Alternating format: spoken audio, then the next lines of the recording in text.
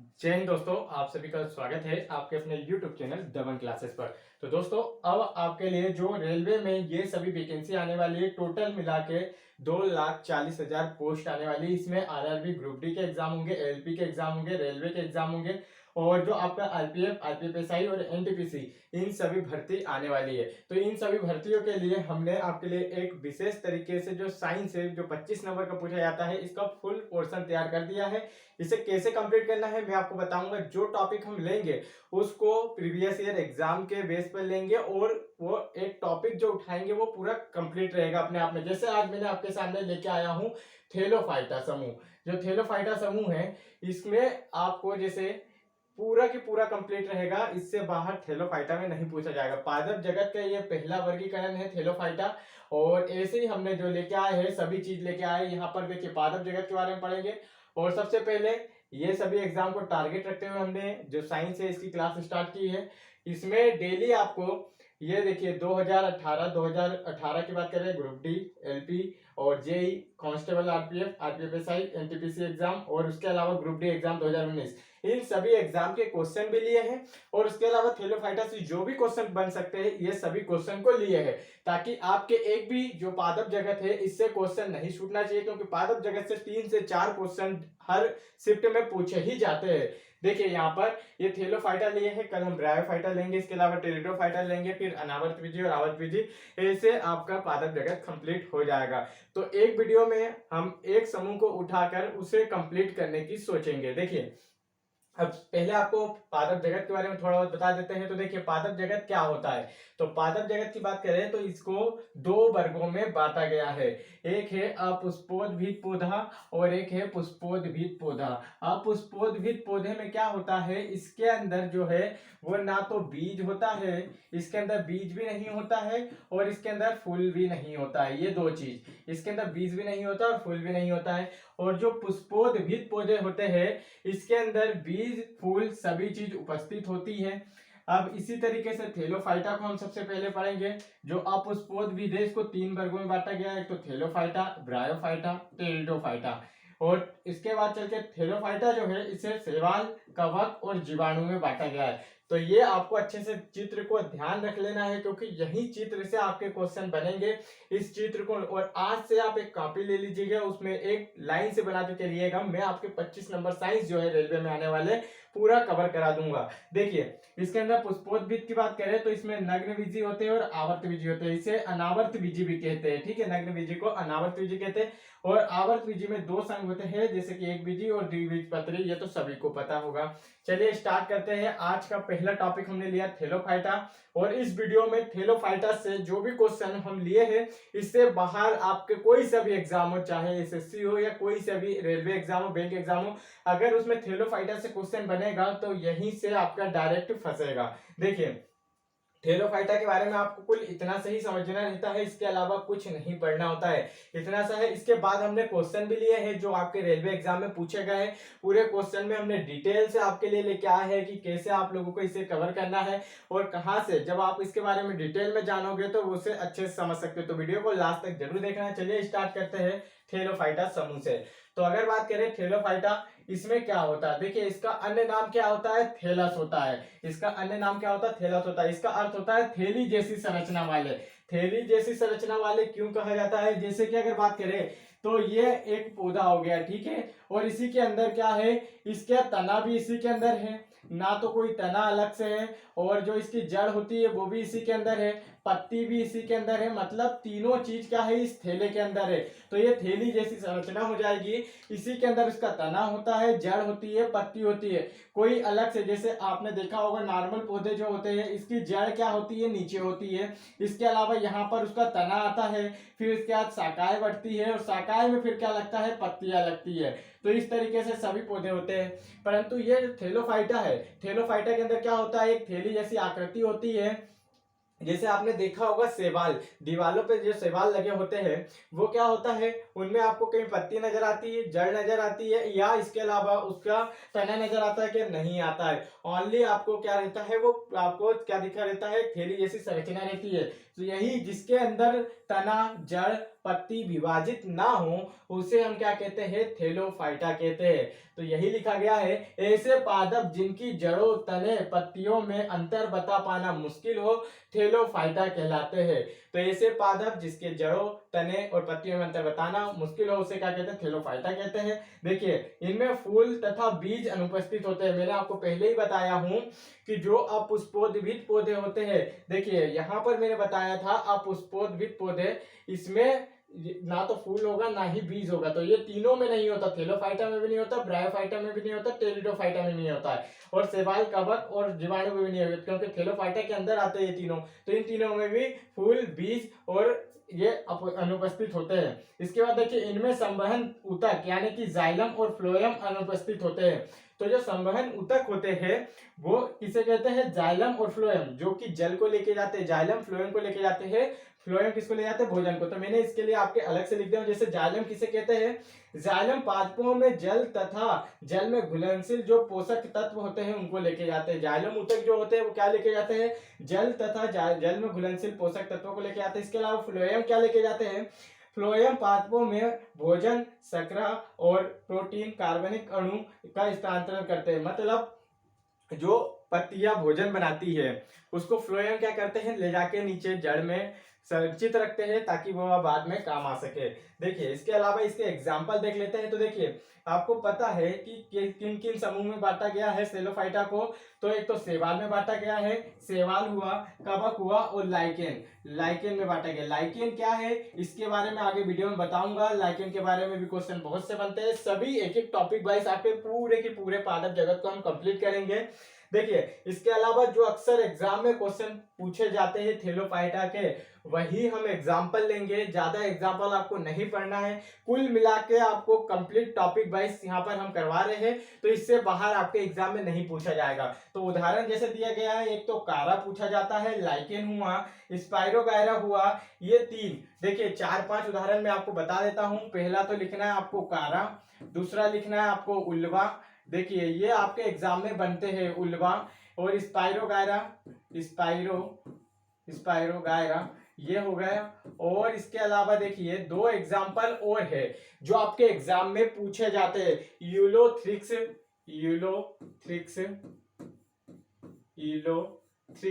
ये हो गए 4।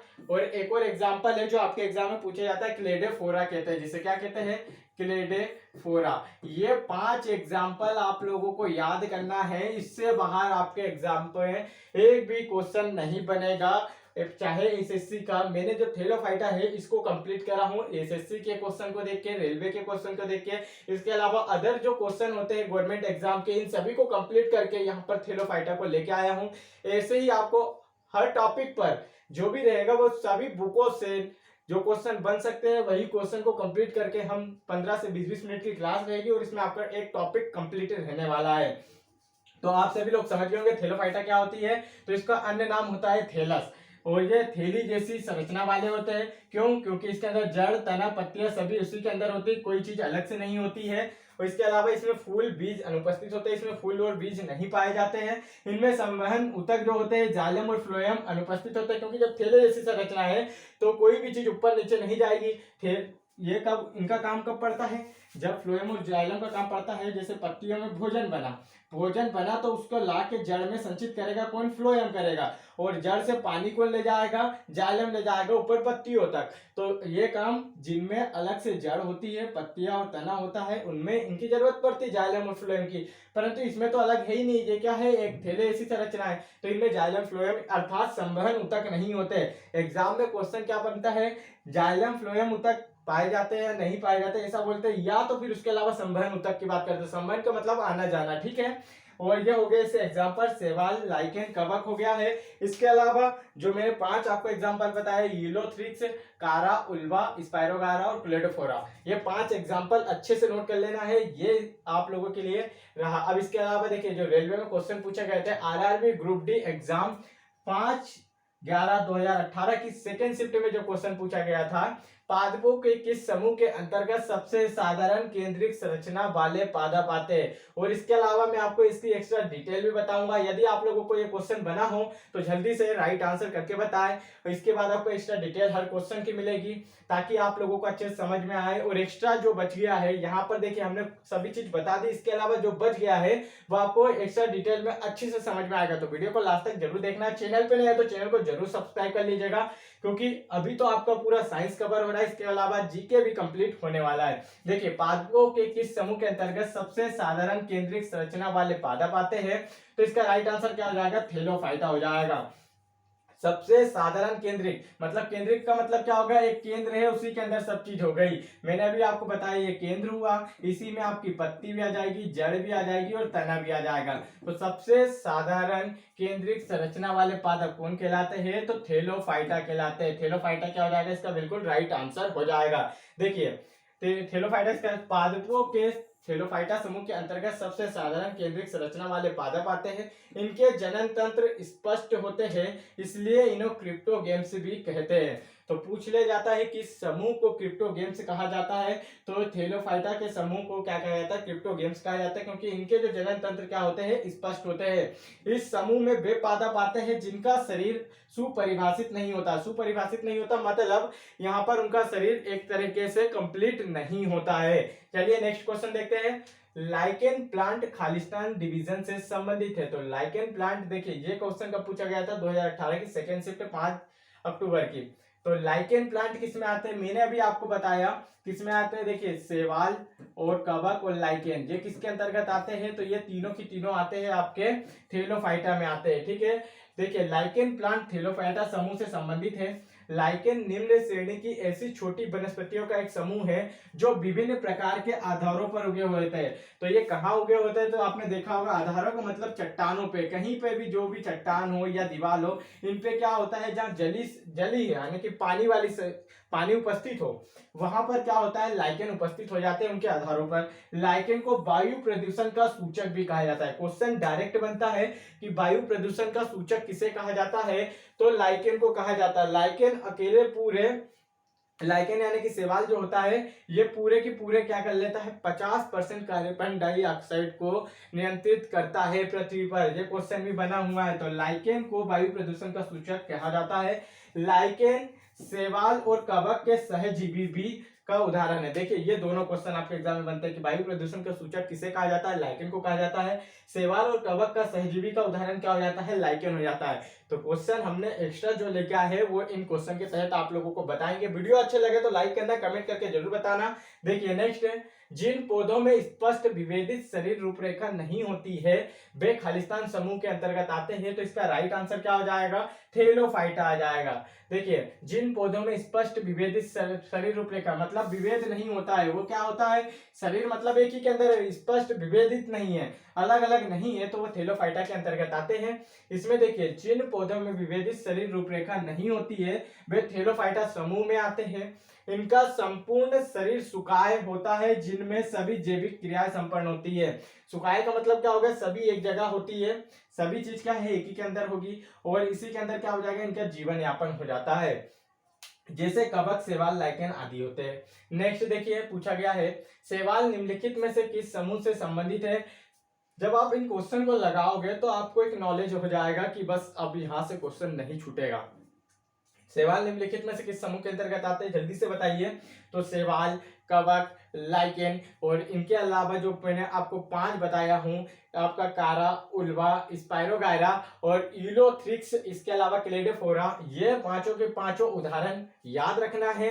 ये 3 के अलावा जो कवक, शैवाल और लाइकेन के अलावा, बस इसके अलावा क्वेश्चन आपके एग्जाम में रेलवे नहीं पूछेगा, इतना ही पूछेगा। एसएससी, रेलवे, चाहे बैंक के या अदर एग्जाम की बात कर ले तो ये 5 एग्जाम पर ही थैलोफाइटा से पूछा जाता है। नेक्स्ट देखिए इसके अलावा डिटेल देखिए, तो इसका राइट आंसर क्या हो जाएगा, शैवाल निम्नलिखित में से किस समूह के अंतर्गत आते हैं, तो थैलोफाइटा समूह के अंदर। थैलोफाइटा समूह वनस्पति जगत का सबसे बड़ा समूह भी है।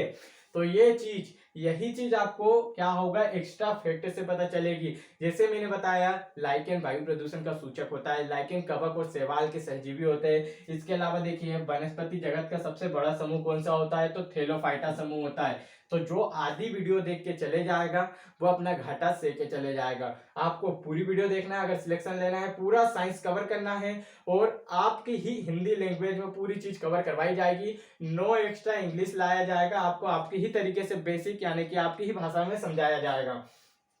इनमें संवहन ऊतक नहीं पाए जाते हैं। देखिए संवहन ऊतक जो कि जाइलम और फ्लोएम होते हैं ये नहीं पाए जाते थैलोफाइटा में।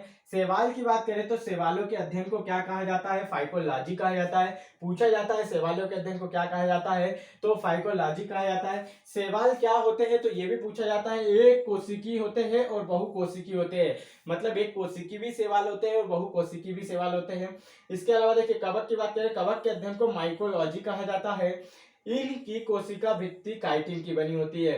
पूछ लिया जाता है कवक की कोशिका भित्ति किसकी बनी होती है, तो काइटिन की बनी होती है। तो ये क्वेश्चन डायरेक्ट आपके एग्जाम में उठ के आने वाले हैं, तो क्वेश्चन आपको पूरे कवर करने जाएंगे। जो 20 मिनट रहेगा इसमें आपको सब चीज कवर करा दिया जाएगा। निम्न में से कौन सा पौधा थैलोफाइटा समूह में वर्गीकृत नहीं होता है? देखिए अब इस तरीके से क्वेश्चन पूछा गया था 11 अक्टूबर की फर्स्ट शिफ्ट में। निम्न में से कौन सा पौधा थैलोफाइटा समूह में वर्गीकृत नहीं होता है? तो मैंने अभी आपको बताया कि 5 नाम आपको याद रखना है। एक तो कारा, कारा हुआ, कारा उल्वा, स्पाइरोगायरा। ये नाम को अब याद कर लीजिए या अच्छे से लिख लीजिए अगर सिलेक्शन लेना है तो। या तो आप इसको छोड़ दें, छोड़ेंगे 3 नंबर कम होगा। अगर आपका सिलेक्शन 1 नंबर से रुका कि यही आपको आफत देने वाला है, तो क्या हो गया? कारा उर्वा, स्पाइरोगायरा और यूलोथ्रिक्स हो गया, यूलोथ्रिक्स। इसके अलावा क्लेडोफोरा। ये 5 नाम आप लोगों को याद करना है बस, इसके अलावा नहीं करना है। कैसे भी आप लोगों को अगर सिलेक्शन लेना है तो पूरी वीडियो देखते देखते हर 5 नाम बार बार लूंगा तो आपको क्या होगा? याद हो जाएगा। तो इसमें क्या है? रिक्सिया अलग है। अब रिक्सिया अलग है तो इसके बारे में जान लेते हैं। देखिए थैलोफाइटा समूह में शैवाल, लाइकेन, कवक आते हैं। इसके अलावा ये तीनों आते हैं कारा, उर्वा और स्पाइरोगायरा। जो है कारा, उल्वा और स्पाइरोगायरा, ये क्या है? थैलोफाइटा यानी कि तीनों की तीनों क्या है? शैवाल है। जो बताया हूं मैंने ये 5 नाम ना, ये पांचों की पांचों क्या है? शैवाल है। इतना ध्यान रखना, ये पांचों शैवाल है। और शैवाल का जो आपका थैलोफाइटा होता है, थैलोफाइटा के अंतर्गत क्या आता है? शैवाल, कवक और लाइकेन आता है। तो शैवाल के अंतर्गत ये पांचों आते हैं, तो शैवाल के उदाहरण है ये, ठीक है। और इसके अलावा देखिए रिक्सिया क्या है? ब्रायोफाइटा समूह का पौधा है। तो ब्रायोफाइटा में ये नाम आपको याद रखना है। तो रिक्सिया, रिक्सिया भी याद रखना है आप लोगों को, किस संघ में आता है? ब्रायोफाइटा संघ में आता है। तो ये ब्रायोफाइटा का है। और हमसे पूछा है कौन सा नहीं है, तो ये 3 तो है, बाकी रिक्सिया अलग है जो ब्रायोफाइटा से संबंधित है। चलिए नेक्स्ट देखते हैं। नेक्स्ट क्वेश्चन पूछा गया है, निम्नलिखित में से किस वनस्पति में पादप काय को जड़ों, तनों और पत्तियों में विभेदित नहीं किया जा सकता है? जड़ में, पत्ती में और इसके अलावा देखिए तने में विभेदित नहीं किया जा सकता। विभेदित नहीं किया जा सकता मतलब एक ही के अंदर है, अलग नहीं किया जा सकता है। तो वो किसके अंदर किया जा सकता है? देखिए अब आप लोगों को 5 नाम याद होंगे, जैसे कारा, स्पाइरोगायरा, उल्वा, इसके अलावा आपका यूलोथ्रिक्स हो गया और क्लेडोफोरा हो गया। तो देखिए ये आपका उदाहरण है क्या? नहीं है, ये भी नहीं है। कारा भी नाम लिए कि यही थैलोफाइटा समूह का है, इसको अलग नहीं किया जा सकता। ये सब क्या होता है? एक ही के अंदर होता है थैलोफाइटा का उदाहरण। तो यही हमारा क्या हो जाएगा? राइट आंसर हो जाएगा। देखिए कारा पादप को सामान्यतः शैवाल कहा जाता है, या मुख्यतः जलीय पादप होते हैं। तो कारा इसका क्या हो जाएगा? बिल्कुल राइट आंसर हो जाएगा, इसे अलग नहीं किया जा सकता। नेक्स्ट देखिए एनटीपीसी का क्वेश्चन पूछा गया 2021 में, निम्नलिखित में से किस पौधे को जड़, तना और पत्तियों में विभेदित नहीं किया जा सकता है? तो देखिए यहाँ पर स्पाइरोगायरा क्या हो जाएगा? इसका बिल्कुल राइट आंसर हो जाएगा। क्यों? मैंने 5 नाम अभी आपको याद दिलाया हूं। देखिए इसके बाद स्पाइरोगायरा को जड़, तना एवं पत्तियों में विभेदित नहीं किया जा सकता। स्पाइरोगायरा एक शैवाल है, इनमें क्लोरोफिल पाया जाता है। तो देखिए ये भी पूछा जा सकता है स्पाइरोगायरा क्या है? जो शैवाल होगा उनमें तो आप डेफिनेटली कह सकते हो कि क्लोरोफिल पाया जाता है, ठीक है। तो यहाँ पर स्पाइरोगायरा बिल्कुल राइट आंसर हो जाएगा, क्योंकि ये शैवाल है और शैवाल के ही जो जड़, तना और पत्तियों को एक ही मतलब अलग नहीं किया जा सकता, विभेदित नहीं किया जा सकता है। नेक्स्ट क्वेश्चन देखिए पूछा गया है, खालिस्तान समूह के पौधों को सामान्यतः शैवाल कहा जाता है। तो किसके समूह को, कौन से समूह को? जिम्नोस्पर्म, थैलोफाइटा या टेरिडोफाइटा या ब्रायोफाइटा, किस समूह के पौधे को शैवाल कहा जाता है? तो थैलोफाइटा समूह के पौधे को शैवाल कहा जाता है, राइट आंसर हो जाएगा। देखिए ये एलपी का क्वेश्चन पूछा गया है, वे पौधे जिनमें पौधे के विभिन्न भाग उपस्थित नहीं होते हैं वे खालिस्तान समूह से संबंधित है। तो इसका राइट आंसर क्या हो जाएगा, थेलोफाइटा हो जाएगा। क्या हो जाएगा, अलग नहीं होते हैं। देखिए विभिन्न भाग में उपस्थित नहीं होते हैं, थेलोफाइटा हो जाएगा। इससे क्या है, जब आप इन क्वेश्चन को लगाओगे और मैंने कम से कम क्वेश्चन में आपके सभी क्वेश्चन जो बन सकते हैं उन सभी को कवर किया हूं। ज्यादा क्वेश्चन नहीं लेंगे, कम से कम क्वेश्चन में आपको सभी क्वेश्चन के डिटेल पता चल जाए, बस इतना आप लोगों को पढ़ना है। एक कॉपी ले लेना है, उसमें आपको नोट्स तैयार करना है। आपका पादप जगत पूर्णतः कंप्लीट करा जाएगा। इसके बाद जंतु जगत ले जाएगा, जो कठिन टॉपिक है जहां से आपके क्वेश्चन बनते हैं उन्हें अच्छे से पढ़ना होगा आप लोगों को, और आपके ही लैंग्वेज में पढ़ा जाएगा। ये टोटल आपको हिंदी लैंग्वेज में समझाया जा रहा है, ज्यादा आपको अलग से नहीं पढ़ना। देखिए वे पौधे जिनमें पौधों के विभिन्न भाग उपस्थित नहीं होते, पौधों के विभिन्न भाग मतलब जैसे पत्ती, जड़ और तना उपस्थित नहीं होते, किस समूह से संबंधित है, तो थेलोफाइटा समूह से संबंधित है। वे पौधे जिनमें पौधे के विभिन्न भाग उपस्थित नहीं होते हैं थेलोफाइटा समूह के अंतर्गत आते हैं। थेलोफाइटा समूह के अंतर्गत कवक, शैवाल, लाइकेन आते हैं। इनमें जनन तंत्र का अभाव होता है, इसलिए इस समूह को क्या कहा जाता है, क्रिप्टोगेम भी कहा जाता है। ठीक है, तो किस समूह के क्रिप्टोगेम कहा जाता है, थेलोफाइटा को। ये बार बार कह रहा हूं, ये क्वेश्चन बना हुआ है। नेक्स्ट क्वेश्चन देखिए, 10वां पूछा गया ग्रुप डी एग्जाम का है, इनमें से कौन सा गैर संवहनी पौधा है। गैर का मतलब क्या हो जाता है, जिसमें कुछ भी चीज मौजूद ना हो, वो अलग हो। ठीक है, गैर का मतलब नहीं होता एक तरीके से। ठीक है, इतना आप लोगों को ध्यान रखना है। गैर संवहनी पौधा है तो कौन सा हो जाए गैर संवहनी पौधा। देखिए गैर संवहनी पौधे का मतलब जिसमें संवहन तंत्र ना हो, संवहन ऊतक ना हो, जाइलम ऊतक ना हो, फ्लोएम ऊतक ना हो, तो वो होता है थेलोफाइटा। और थेलोफाइटा कौन सा होता है, कारा आता है। थेलोफाइटा में कौन सा आता है, कारा, उसका उदाहरण होता है कारा, स्पाइरोगैरा, उल्वा, यूलोथ्रिक्स और क्लेडोफोरा। ये नाम याद रखना है आपको, बस इसके अलावा कुछ नहीं करना है। देखिए कारा एक गैर संवहनी पौधा है, इनमें जाइलम तथा फ्लोएम नहीं पाया जाता है, कारा शैवाल होते हैं, इसके लिए बहुत जल की उपयोगी होती है। मार्सिलिया, फर्न, टेरिडोफाइटा संघ के अंतर्गत आते हैं। तो ये पूछा जाएगा, टेरिडोफाइटा जब हम पढ़ेंगे तो मार्सिलिया और फर्न उसके उदाहरण है। ये भी आप लोगों को याद करते चलना है, पर हम उसको क्या करेंगे, टेरिडोफाइटा में देखेंगे। इनमें जाइलम फ्लोएम दोनों पाए जाते हैं। देवदार जो कि एक अनावर्त बीजी पौधा है, जो हम जब अनावर्त बीजी पौधे यानी कि नग्न बीजी पौधे की बात करेंगे जब इसे हम पढ़ेंगे। नेक्स्ट देखिए, एक पादप समूह जिसके पौधे में जड़, तना और पत्तियां नहीं होती है उसे क्या कहा जाता है, तो थेलस कहा जाता है। देखिए अब थेलोफाइटा के अंदर जगह क्या लिखा गया, थेलस का है, क्योंकि थेलोफाइटा का दूसरा नाम क्या होता है, थेलस होता है। इसके अलावा एक्स्ट्रा डिटेल की बात करें, एक पादप समूह जिसके पौधों में जड़, तना और पत्तियां नहीं होती है उसे थेलस कहा जाता है। तो दोस्तों हमने ओनली 11 क्वेश्चन लिए। इन 11 क्वेश्चन में आपके सभी डाउट क्लियर हो गए होंगे, मुझे पता है। इसके अलावा देखिए यहाँ पर जो दिया गया है मैंने आपको अच्छे से समझाया हूँ। हमने इसमें क्या किया है, जो group D exam 2018, LP exam और RRB, JE exam, RPF exam, RPF SI exam, NTPC और ग्रुप डी, इन सभी एग्जाम के जो क्वेश्चन प्रीवियस ईयर हुए हैं लेके चल रहे हैं। कम से कम क्वेश्चन में जो रिपीट हुए उन क्वेश्चन को हम नहीं लेंगे, जो सिंगल बार आए हैं उन्हें हम लेंगे ताकि आ सके आपके एग्जाम में आए। डबल क्वेश्चन हम नहीं लेंगे, ज्यादा क्वेश्चन नहीं लेंगे। इन सभी एग्जाम को फोकस करते हुए टोटल आपकी जो 2,40,000 पोस्ट है इसमें से एक सीट आपका डेफिनेटली तय होगा, जो कि इन एग्जाम को टारगेट करते चल रहे हैं। तो चैनल पे नए तो चैनल को जरूर सब्सक्राइब कर लीजिएगा। डेली अब आपको क्लासेस मिलने वाली है। आज हमारा पादप जगत था, पादप जगत में हमने अपुष्पोद्भिद और पुष्पोद्भिद में से अपुष्पोद्भिद जो होता है क्रिप्टो गेम्स, इसके थेलोफाइटा समूह को कंप्लीट किया है। कल की वीडियो में आपको मिलेगा ब्रायोफाइटा, इसके बाद टेरिडोफाइटा को पढ़ेंगे और इसके बाद फिर अनावर्त बीजी यानी नग्न बीजी को पढ़ेंगे, फिर आवर्त बीजी को पढ़ेंगे। और इसके अलावा देखिए यहाँ पर जो एवन बीजी और जो आपका मोनोकॉट और डाइकॉट जो होता है, एक बीजपत्री, द्विबीजपत्री, इसे पढ़ेंगे। शैवाल, कवक और जीवाणु एक एक टॉपिक लेके चलेंगे, परंतु कंप्लीट टॉपिक लेके चलेंगे। अभी आपके पास भी समय है और ज्यादा समय में हम सोच रहे हैं कि आपको अच्छे से अच्छा कंटेंट और कम समय में पूरी चीज उपलब्ध करा सके। वीडियो अच्छा लगा तो लाइक करना, चैनल पर नए हो तो सब्सक्राइब जरूर कर लीजिएगा। जय हिंद दोस्तों।